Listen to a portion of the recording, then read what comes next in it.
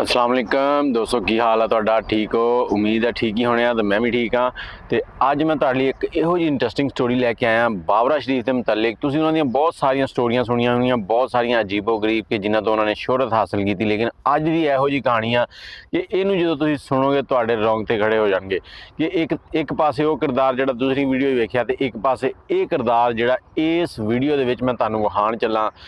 1978 दी दौर चल रहा ਤੇ मगरबी दुनिया ਦੇ ਵਿੱਚ ना सिर्फ ਇੱਕੋ ਹੀ ਗੱਲ ਚੱਲ ਰਹੀ ਹੈ कि इस्लाम ਜਿਹੜਾ ना ਉਹ तलवार ਦੇ ਜ਼ੋਰ ਤੇ ਆਇਆ।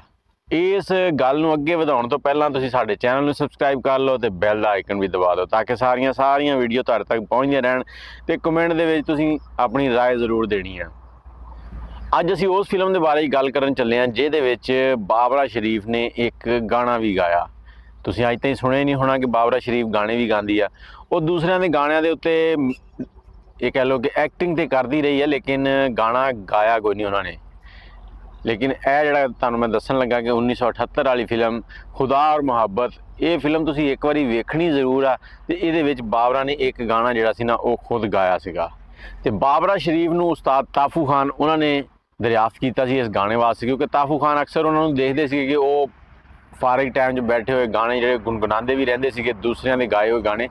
उस्ताद ताफू खान जिहड़े ना वो तबला नवाज तो मशहूर सीगे, फिर वो म्यूजिक डायरैक्टर भी बने तो बहुत सारे उन्होंने नगमे तखलीक किए, दरियाफ्त किए जिहड़े कि बड़े मशहूर होए थे। मैडम नूर जहां नूं ताफू खान दे म्यूजिक के उत्ते बहुत ज़्यादा पजीराई मिली तो बहुत उन्होंने शोहरत हासिल की। इन्हां दोनों का भी कंबीनेशन बहुत कमाल सीगा, एक दूसरे के गाने नूं ते म्यूजिक नूं इस तरह समझते सी जिवें हीर रांझे नूं समझदी सी। तो फिर नसीबो लाल उन्होंने भी फिल्मों के विच लियाउण वाले उस्ताद ताफू खान ही है। उस्ताद ताफू खान ने उन्होंने एक ज़बरदस्त गायका के तौर पर पंजाबी फिल्मों के विच मुतारफ करवाया तो उन्होंने गाने ने भी बड़ी पजीराई हासिल की। लेकिन मैं यही कहांगा कि उन्होंने गांधी पाया सीगा गाने दे विच मुजरे। फिल्मां तुसीं बैठ के घर च नहीं वेख सकते, लेकिन यह जिहड़ी एक फिल्म है ना खुदा और मुहब्बत, ये तुसीं एक बारी जरूर वेखनी है, इंशाअल्लाह तुहानूं पसंद आएगी। 1978 च खुदा और मुहब्बत जो फिल्म बनी है तो ये विच वहीद मुराद ते बाबरा शरीफ का जिहड़ा रोल है ना पेयर बनया तो ये बाबरा शरीफ के जिहड़े बहनोई सी वहीद मुराद के भाई गुलाम मोहिउद्दीन। वहीद मुराद लंदन च एक क्रिश्चन के नाल शादी करते हैं, शादी करके जो वापस आते हैं तो उन्होंने बेगम की भैन जी बाबरा शरीफ बनी सी वो भी नाल आ जाती है।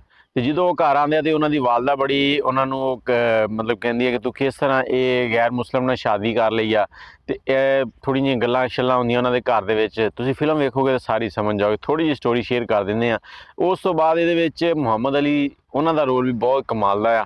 उन्होंने एक प्रीचर के तौर पर मतलब एक रहनुमा के तौर पर किरदार अदा किया जिहड़े कि अल्लाह नाल लौ लाई बैठे आ। तो उन्होंने बहुत इन्हों समझाया दसिया कि इस तरह इस्लाम आ।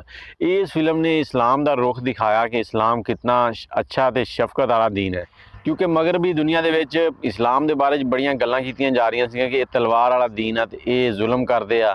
तो इस दौर के विच इस फिल्म ने आके उन्होंने मूँह बंद कर दिते। वहीद मुराद साहब जिहड़े ना गुलाम मोहिउद्दीन के भाई का रोल अदा करते हैं, जिहड़े कि एक टैक्सी ड्राइवर होंगे आ। उन्हों की मुलाकात जो बाबरा शरीफ नाल होंदी है तो फिर उन्हों की मुलाकात होंदी आ, वो भी उन्होंने फिदा हो जाते हैं। तो ये ही विखाया गया कि वहीद मुराद ख्वाब दे विच एक गाना गा रहे आ, वो गाना भी तुहानूं सुनाना है, बहुत ही ज़बरदस्त। और ये वही गाना जो बाबरा शरीफ ने अपनी जिंदगी पहला तो आखिरी गाना गाया, इस तो बाद उन्होंने गाने नहीं गाए। बाबरा शरीफ नूं कहा जाता है कि एक्टिंग ते गायकी दे विच अगर नूर जहां तो बाद कोई कामयाब हो सकता सीगा तो वो बाबरा शरीफ सी। लेकिन बाबरा शरीफ जिहड़े ना वो नहीं चाहते सीगे कि मैं गायकी तो मशहूर होवां, वो सिर्फ एक्टिंग करना चाहते सीगे। ते यह गाना सुनो ज़रा।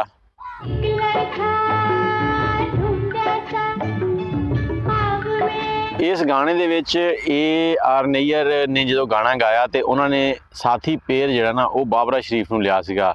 बाबरा शरीफ ने उन्होंने नाल रल के गाना गाया तो ये वहीद मुराद जो ख्वाब वेखते ख्वाब दे विच उन्होंने गाना मतलब गाते हुए नज़र आते तो बाबरा शरीफ उन्होंने नाल परफॉर्म कर रही है। तो इस गाने वास्ते ताफू खान उस्ताद ताफू खान उन्होंने इन्हों दरियाफ्त किया तो उन्होंने इन्हों समझाया कि मैं तुहानूं गाइड करांगा हर तरीके नाल ते तुसीं ये गाना जिहड़ा ना ये गाना वा।